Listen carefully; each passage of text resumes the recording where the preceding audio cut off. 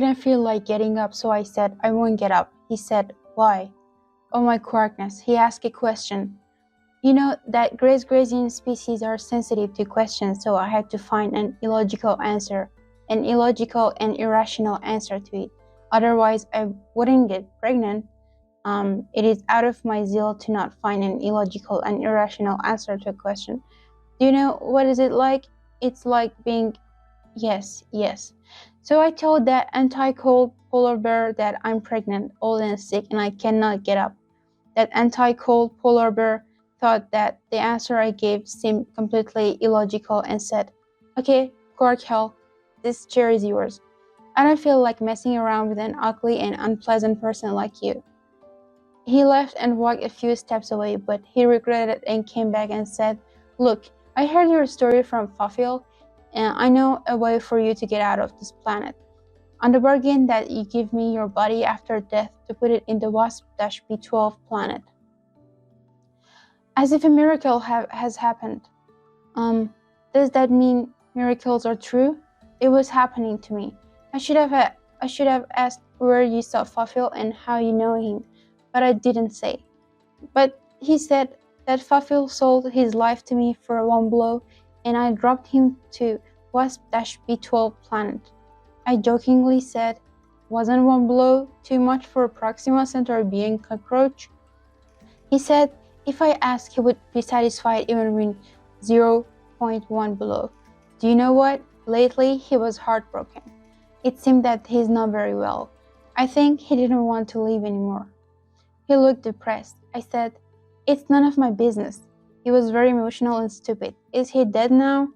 The anti-cold polar bear said, no. I put that planet into a time hole. It hasn't been shot yet by the machine gun of non-pink rapid sinking weapon. Guess how many interclustral distances it has traveled so far, because I made that hole into the shape of a donut. I said, well, what if it reaches the planet before you can make it suitable for a wormhole? He thought a little and said, no, the probability is 3 in infinity. I said, okay, so it will definitely come through. If it was 4, it would never happen, but since it's 3, it will definitely happen. The reason is a magnetic reverse subquantum equation that you can never understand. He said, don't talk shit. I'm sure that the weapon will never come out of that time donut. The honest fraud swindler made a promise to me. Swindlers are known in all galaxies for their honest promises. His words gave me a little calculation doubt, because I also trust the words of deceitful fraudsters. They never lie. The most honest people after the thieves and usurers are the very honest fraudsters.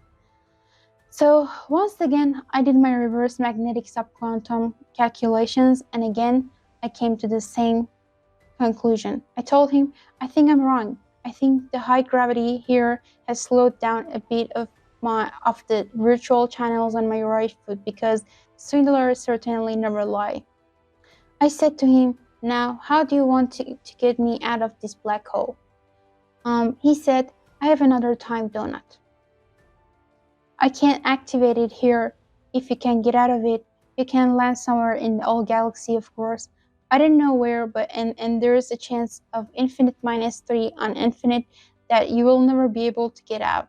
But if you're lucky, you can. I accepted and signed the contract that he can own my whole body after death, and he can decide what to do with it. He put me into the time donut that he bought from the fully timed time-stealing store, and I wandered into the space of a Torus.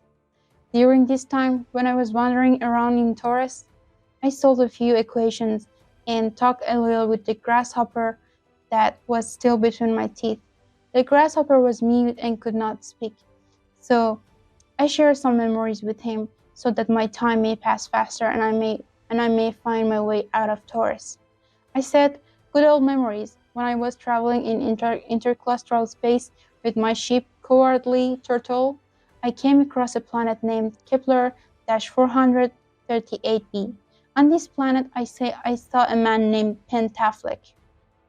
He smoked stink cigarettes and was recently married to a famous singer named Jennifer Lucis.